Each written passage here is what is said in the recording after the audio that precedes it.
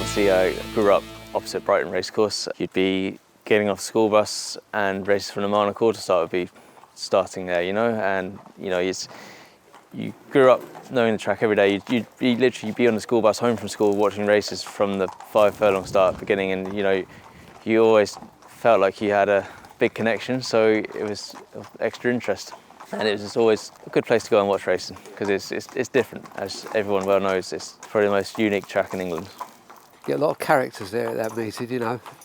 The racing's pretty good, standard's not too bad. It was my hometown, you know, and I enjoyed going there since I was old enough to go there, sort of thing, you know. The Sussex Fortnight was what it used to be called. I think they had a week at Goodwood and then 3 days at Brighton and then 3 days at Lewes. But obviously Lewes is shut down now. I think it shut down in '64. But I think if you could say that Lingfields creeps into Sussex, I don't know, but they seemed to have a couple of days there at the end. So, but what happened was it was Sussex Fortnight and all the factories in Brighton used to close down and everybody had them 2 weeks off work, you know, but I don't think that happens much more now, back in the day. My dad used to train there, you know, quite a good few winners there. My sister, she rode winners there as well, you know.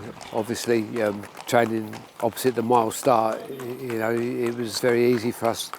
And I always think horses run kind of well when they haven't got far to travel. Lots of Clarksville courses have gone through there, who changed hands, and they were always very helpful to us. Sometimes, occasionally, we was allowed to use the racecourse, give something, you know, change sort of thing. I always remember when I was a child being at my nan and granddad's house one evening, and granddad had won, I think it was the Brighton Challenge Cup, the mile and a half race, or it might have been the Brighton Mile, I can't remember that far back. But I always remember he had a nice trophy come back with, and it's an old horse of his called Barbison, and he was delighted to have won it, you know. So that's one that sticks in the memory. It's not a conventional racecourse, is it really? You know, like I think from a jockey's perspective, if you could ride in England, you could probably ride anywhere in the world. Brian Mouse always told me that, you know, because our racecourse is a bit different to most of the rest of the world, aren't they, you know? Why it's so unique is because, you know, it's the same as Epsom, isn't it? The contours of the track and everything, you're going uphill, down. And if you've got maybe a tricky horse and it's running towards the stables, that might encourage one that's a little bit out of form or something to run a bit better than usual, you know?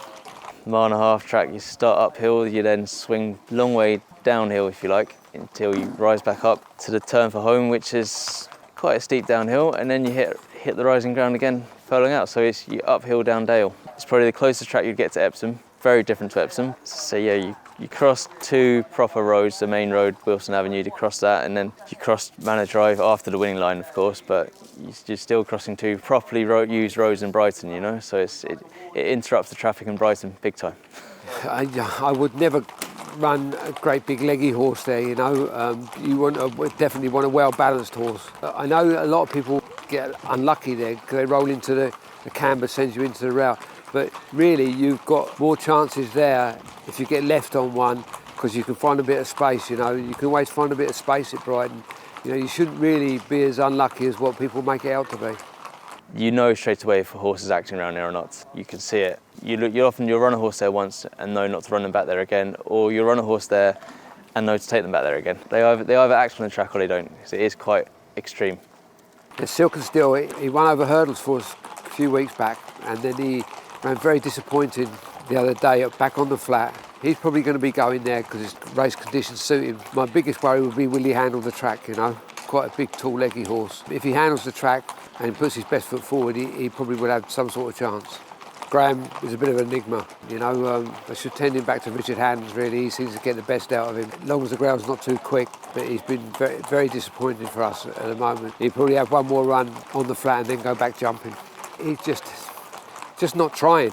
Don't understand why. He looks well, goat's clean, blood's good. I think we sent him off on a break, and maybe he still thinks he's on holiday, you know, but he's got to wake his ideas up soon.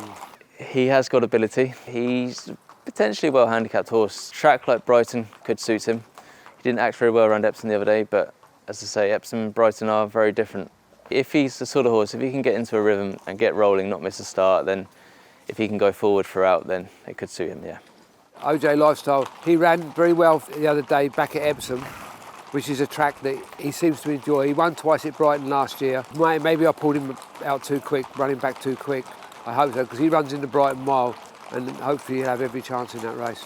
OJ Lifestyle still right there though, down the centre. I think he's a horse that suits a track like Brighton. Good course, previous form. He would need it to be quick ground. I think if it goes soft there, he's a waste of time. But if it's quick ground, then he'd have a big chance. OJ Lifestyle, a comfortable winner. Sanitizer, he seems to run well at these tracks. He ran a better race than what it looked the other day at Epsom, hence why he goes back to Brighton, because he seems to run well there. Might just be a little bit on the sharp side, but he could run well there off a revised handicap mark. Sanitizer, he ran very encouraging at Epsom the other day. His run before that was bad, but that was only weather. He's ran 2 good races around Epsom, not been in the winners' enclosure, but he has come down the weights. He might act on Brighton, around Brighton.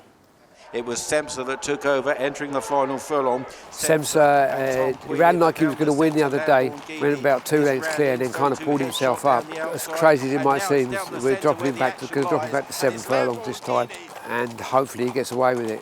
Otherwise he'll be going back on the all-weather. Semsa, yeah, he's yet to win on turf. He looked like winning there the other day, but didn't quite go through with it. He'll look good for a long way anyway. Fascinating Lips. He'd be the opposite to OJ Lifestyle. He would need it to be slow. If it's slow ground, the mile-and-a-half race could suit him well. As I say, he would need to get his toe in. Fascinating Lips has been a bit disappointing. Must have a little bit of help from the ground. Doesn't want it too firm. The race suits him very, very well.